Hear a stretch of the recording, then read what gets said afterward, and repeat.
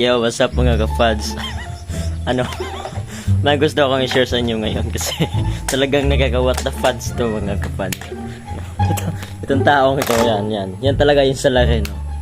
Kasi kanina, habang kumakain yan, pinapakain ko yan.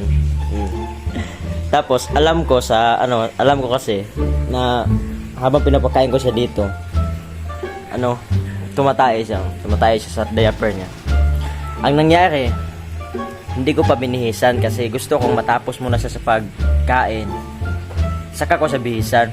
Ang nangyari ngayon mga kapads, habang sinusubuan ko siya dito banda, habang sinusubuan ko yung taong yun, bigla ko may nakita dito, pads, dito sa gitna, tapos kinuha ko.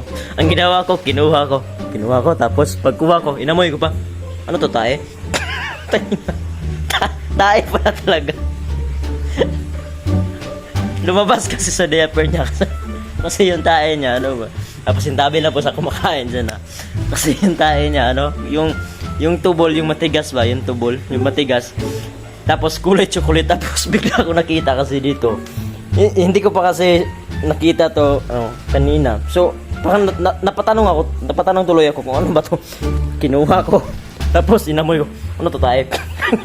tayo pala talaga.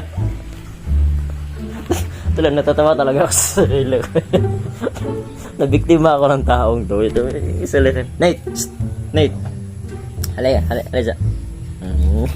Ikaw ha? Imong gipasimot si papag tae? Gipasimot mo.